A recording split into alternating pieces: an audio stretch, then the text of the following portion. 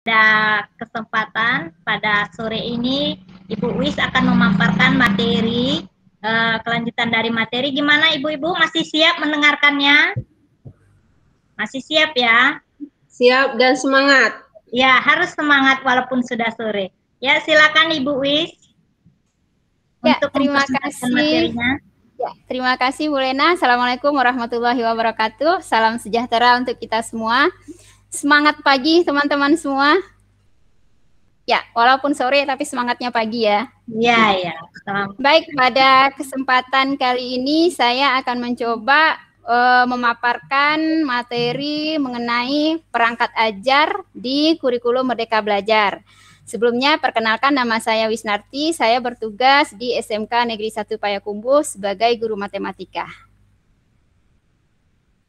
Teman-teman yang saya hormati, perangkat ajar. Nah, perangkat ajar pada kurikulum Merdeka Belajar itu ada 3 komponen. Yang pertama ada alur tujuan pembelajaran, kemudian modul ajar, dan buku teks. Nah, dalam hal ini saya akan coba paparkan mengenai alur tujuan pembelajaran.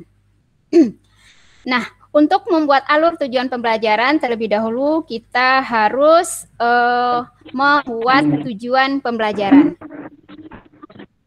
Nah, teman-teman, tujuan pembelajaran atau yang biasa kita singkat dengan TP merupakan deskripsi capaian 3 aspek kompetensi, yakni pengetahuan, keterampilan, dan sikap yang diperoleh siswa dalam 1 atau lebih kegiatan pembelajaran. Disusun secara kronologis berdasarkan urutan pembelajaran dari waktu ke waktu, yang mulai dari prasyarat menuju CP. Nah, tujuan pembelajaran itu harus memuat 3 komponen. Nah, apa saja komponen-komponennya? Yang pertama adalah kompetensi. Kompetensi itu merupakan kemampuan yang dapat didemonstrasikan oleh siswa atau diaktualisasikan dalam bentuk produk atau kinerja, baik yang bersifat abstrak maupun yang konkret. Nah, misalnya siswa dapat menjelaskan atau siswa dapat mempresentasikan, siswa dapat menemukan misalnya. Nah, itu contoh-contoh kompetensi.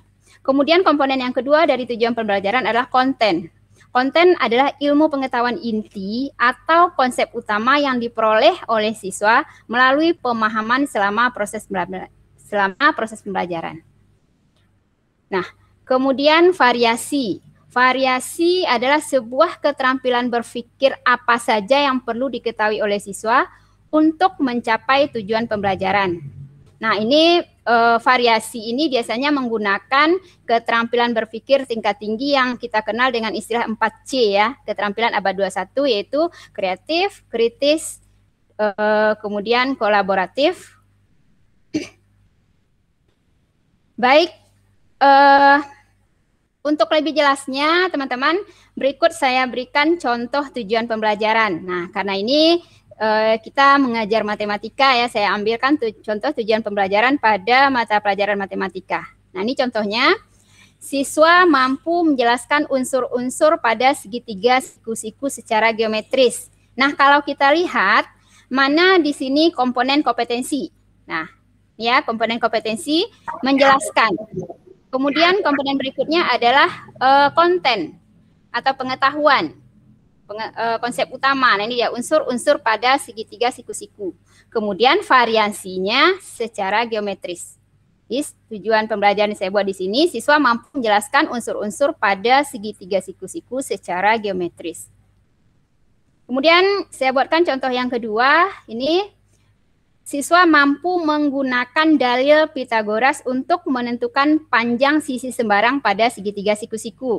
Nah, kalau kita lihat sini, yang komponen kompetensinya adalah menggunakan, kemudian kontennya dalil Pitagoras, kemudian variasinya untuk menentukan panjang sisi-sisi sembarang pada segitiga siku-siku. Nah, berikutnya siswa mampu menentukan perbandingan trigonometri sudut-sudut pada segitiga siku-siku dan menggunakannya dalam penyelesaian masalah. Jadi yang menjadi kompetensi di sini siswa dapat menentukan, kemudian materinya atau kontennya adalah perbandingan trigonometri sudut-sudut pada segitiga siku-siku. Kemudian variasinya menggunakannya dalam penyelesaian masalah. Nah, seperti itu kira-kira contoh dari tujuan pembelajaran yang memuat komponen kompetensi, konten, dan variasi. Baik, selanjutnya kita masuk pada alur tujuan pembelajaran. Nah, di sini saya akan sampaikan mulai dari konsep alur tujuan pembelajaran, kemudian konsep tujuan pembelajaran, prinsip penyusunan alur tujuan pembelajaran, dan prosedur penyusunannya. Nah, kita lihat, kita mulai dari konsep alur tujuan pembelajaran. Nah, yang menjadi konsep alur tujuan pembelajaran itu kita mulai dari capaian pembelajaran. Capaian pembelajaran selanjutnya disingkat dengan CP, merupakan kompetensi yang diharapkan dapat dicapai oleh siswa di akhir fase. Jadi capaian pembelajaran itu adalah kompetensi yang diharapkan dapat dicapai oleh siswa di akhir fase. Nah, fase-fase pada capaian pembelajaran ini ada 6, mulai dari fase A sampai fase F. Nah, tahapan atau jenjang pendidikannya mulai dari sekolah dasar, SMP, dan SMA. Nah, kita di SMK itu berada pada fase F untuk SMK.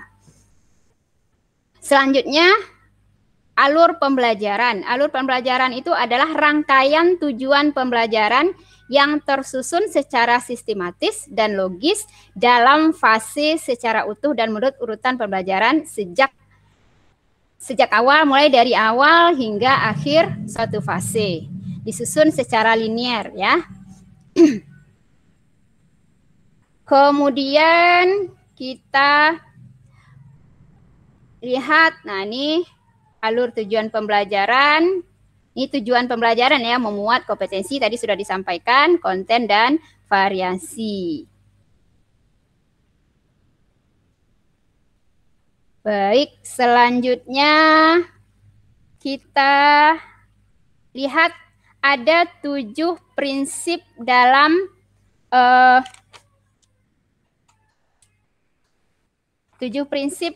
penyusunan alur tujuan pembelajaran.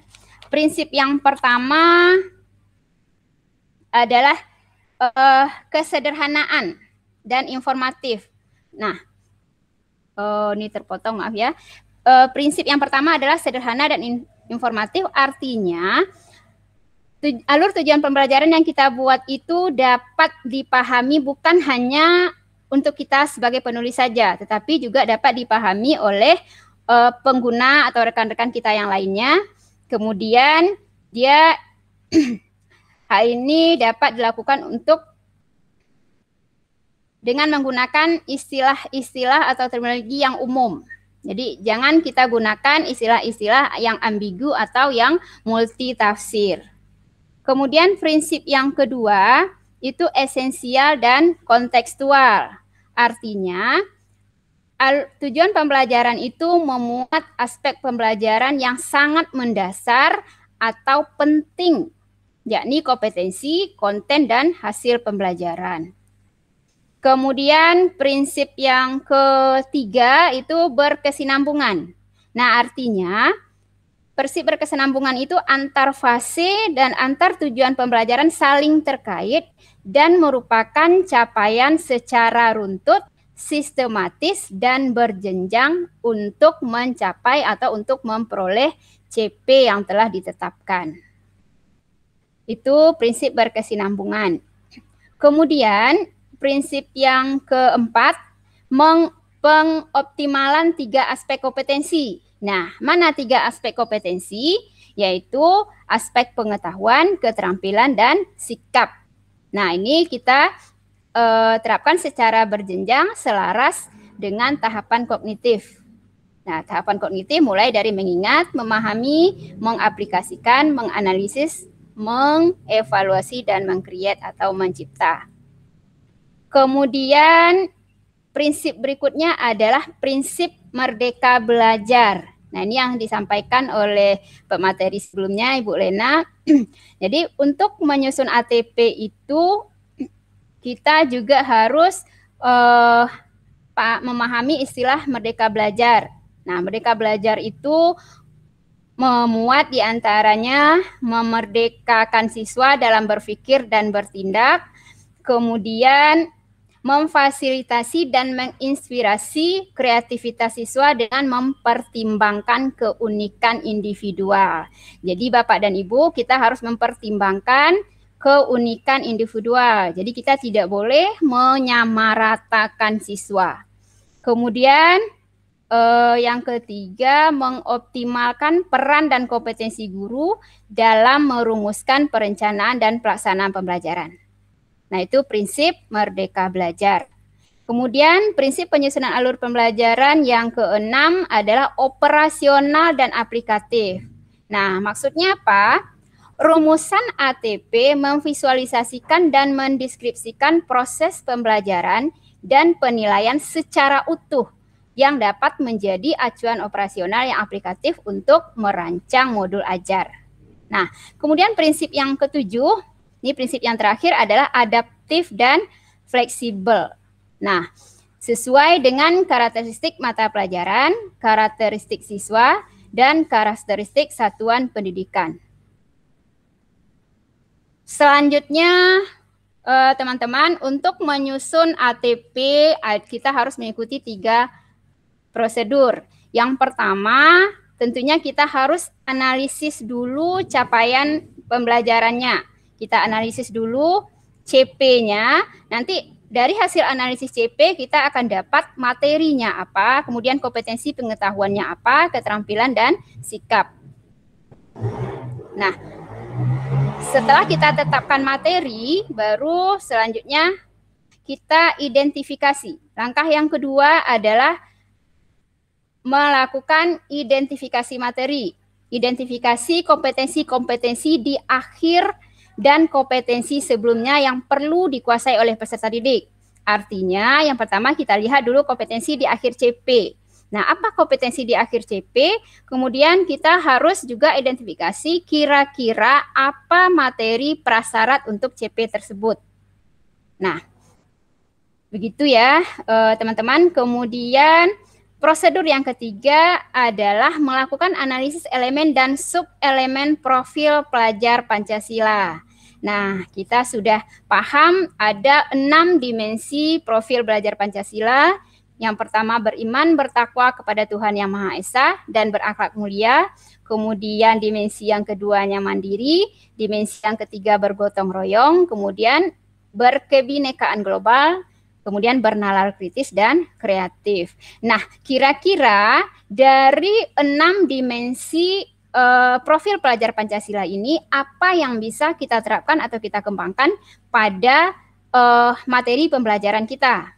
Nah, itulah nanti yang akan kita cantumkan pada alur tujuan pembelajaran. Kemudian langkah yang keempat atau prosedur yang keempat adalah merumuskan tujuan pembelajaran. Nah, teman-teman, kita rumuskan tujuan pembelajaran sesuai dengan yang sudah kita sampaikan tadi, di mana tujuan pembelajaran itu harus memuat komponen kompetensi, komponen konten, dan komponen variasi. Selanjutnya, langkah yang ketujuh adalah susun tujuan pembelajaran. Nah, artinya apa? Kita identifikasi tujuan-tujuan pembelajaran yang kita buat, kita urutkan mulai dari level terendah, mulai dari awal sampai tujuan pembelajaran yang untuk mencapai akhir dari fase. Jadi mulai dari tujuan pembelajaran untuk mencapai materi prasyarat sampai pada target di akhir fase. Jadi kita tujuan pembelajaran itu kita susun secara berjenjang atau bertingkat dan linier sebagaimana urutan kegiatan pembelajaran yang dilakukan dari hari ke hari atau sesuai dengan urutan materinya.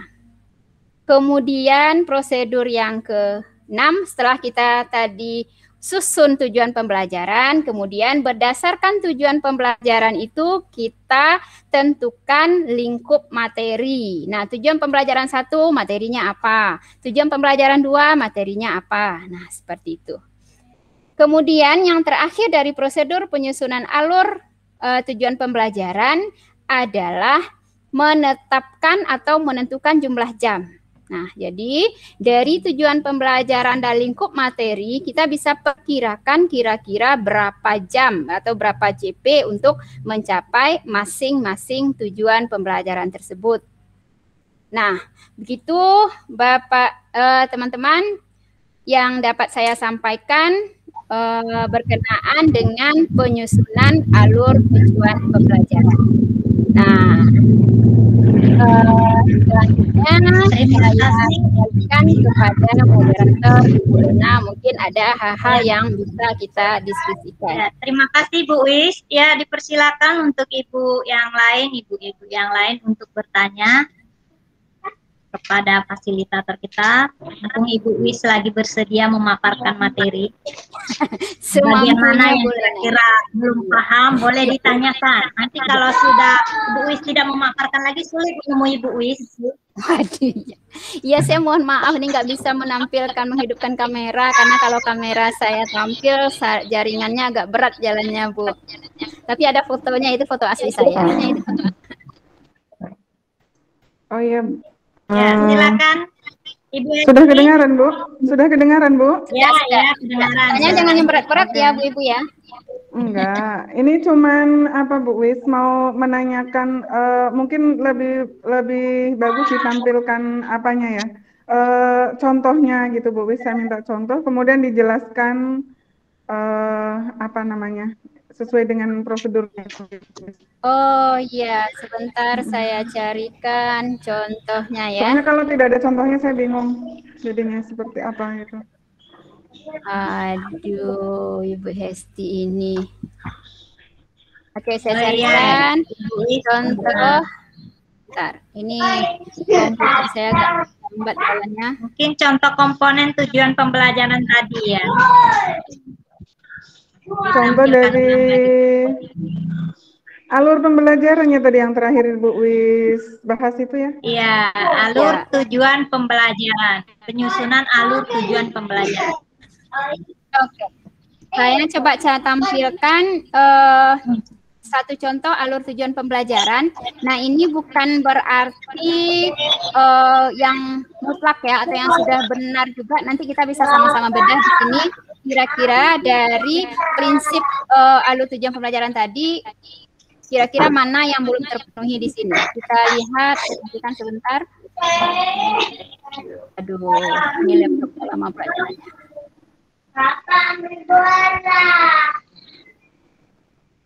Mohon bersabar ya, ibu-ibu. Oke.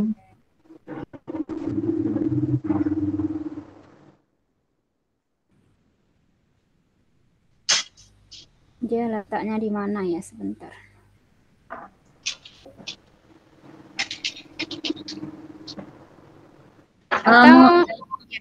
Iya, Ibu Wis menampilkan contoh yang tadi mungkin Ibu Esti belum paham yang komponen tujuan pembelajaran ada kompetensi, konten, dan variasi.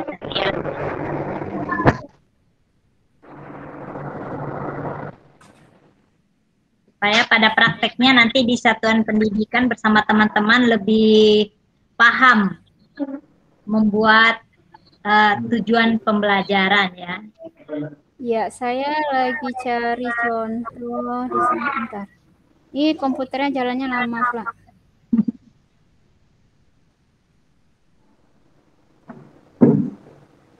Mungkin sebelum saya tampilkan ada mungkin yang lain dulu kita diskusikan.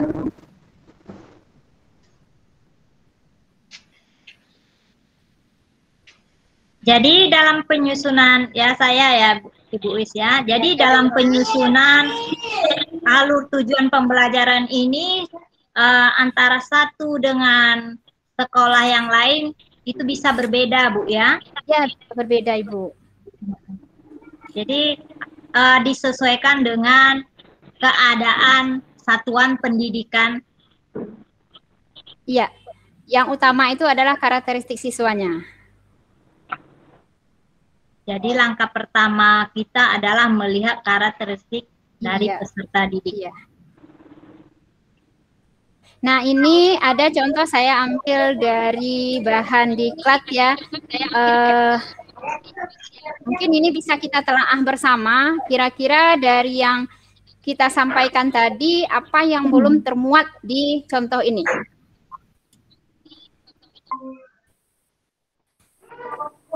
Nah, ini ada contoh alur pembelajaran. Kalau kita lihat di sini ada yang tercantum di sini ada domain itu elemen ya, kemudian ada capaian pembelajaran, kemudian ada materi, kemudian ada tujuan pembelajaran dan JP-nya, jamnya. Nah, kira-kira menurut kita apa yang belum ada di sana? Atau apa yang perlu kita tambahkan? Sebagai kompetensi menyatu ke bilangan berpangkat sebagai bilangan berulang. Kita ada tadi prosedur analisis CP ya, CP-nya sudah ada, kemudian identifikasi kompetensi, ya, elemennya sudah ada, rumusan tujuannya sudah ada ya, kemudian jam pelajarannya juga sudah ada. apa yang belum Yang ada? modulnya itu maksudnya terletak pada modul keberapa gitu ya, Bu ya? Ya, seperti itu ya. Apa kira-kira yang belum ada? Komponen apa yang belum ada di situ? Elemen pakai kata operasional, ya. kata kerja operasional ya, Bu ya? Ya, kata kerja organisasional, menyatakan, menerapkan. Yang belum ada di sana elemen profil pelajar Pancasila mungkin yang perlu ditambahkan ya. Iya, Ibu. Ya, di sana belum ada. Ya, kita tambah aja barisnya. Berarti untuk kita menyusun ke depan, kira-kira seperti itu contohnya. Kita tambahkan lagi dengan elemen profil pelajar Pancasilanya. Kira-kira untuk materi ini apa, divisi mana yang cocok? Ya, Bu Hesti ya. Oke, terima kasih Bu Wis. Sudah Ya, jelas sama-sama. sekali. Bagi Ibu yang lain ada lagi? Sudah paham ya, mengingat waktu. Jadi terima kasih Ibu Wis. Jadi pelatihan kali ini kita tutup, sudah selesai. Terima kasih buat pemateri Ibu Wis. Mungkin di lain pelatihan akan diundang kembali. Ya, terima kasih Bu Ibu semuanya. Saya akhiri, mohon maaf atas segala kekurangan. Billahi taufiq wal hidayah. Assalamualaikum warahmatullahi wabarakatuh. Waalaikumsalam warahmatullahi wabarakatuh.